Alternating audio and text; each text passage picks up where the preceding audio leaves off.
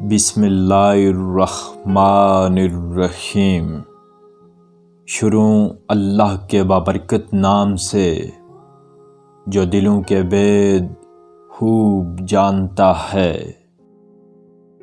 حضرت حکیم لقمان علیہ السلام ارشاد فرماتے ہیں، کسی کو خدا کا شریک نہ ٹھہراؤ، کچھ شک نہیں کہ شرک بڑا بھاری ظلم ہے۔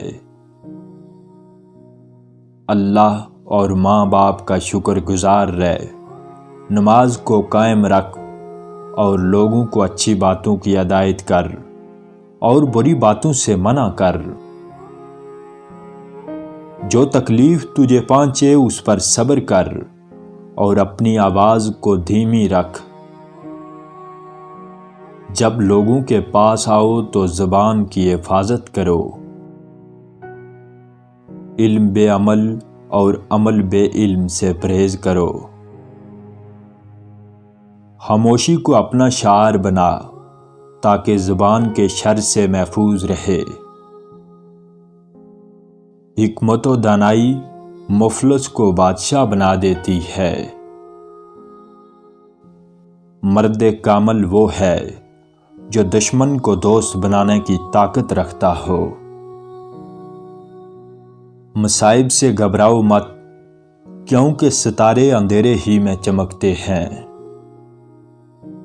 دنیا کے تھوڑے مال پر ہی راضی رہ، مقدر پر قناعت کر اور دوسروں کی روزی پر آنکھ مت رکھ تاکہ نفس کے رنج سے محفوظ رہے۔ جدوجہد نہ کرنا محتاجی کی علامت ہے، اور محتاجی دین کو تنگ، عقل کو خفیف اور مروت کو زائل کرتی ہے۔ عقل و حکمت کے حصول کے لیے نام باتوں کا خیال رکھنا ضروری ہے۔ نمبر 1، نظر نیچی رکھنا۔ نمبر 2، زبان کو بے محل نہ کھولنا۔ حلال غذا کھانا، شرمگاہ پر قابو رکھنا، سچ بولنا، وعدہ پورا کرنا، مہمان کی عزت کرنا، پڑوسی کی حمایت کرنا، اور جس بات کا فائدہ نہ ہو اس کو ترک کر دینا۔ جو شخص نگاہ کی التجا نہیں سمجھ سکتا، اس کے سامنے زبان کھول کر شرمندہ نہ ہو۔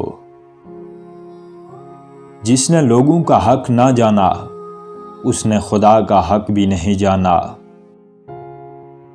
اگر کسی کو پورا سال کوئی دکھ یا تکلیف نہ ملے تو اسے جان لینا چاہیے کہ اس کا رب اس سے ناراض ہے۔ نعمت کا نامناسب جگہ پر خرچ کیا جانا بھی ناشکری ہے۔ اگر کوئی کام کسی کے سپرد کرو تو عقل مند کے سپرد کرو، اگر عقل مند میسر نہ ہو تو خود کرو، ورنہ ترک کر دو۔ جو بات دشمن سے چھپاتا ہے اسے دوست سے بھی چھپا، ہو سکتا ہے کہ وہ کل ہی تیرا دشمن ہو جائے۔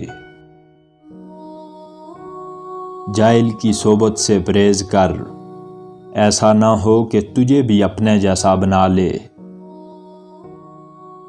نماز میں قلب کی، مجلس میں زبان کی، غضب میں ہاتھ کی، اور دسترخوان پر شکم کی حفاظت کر۔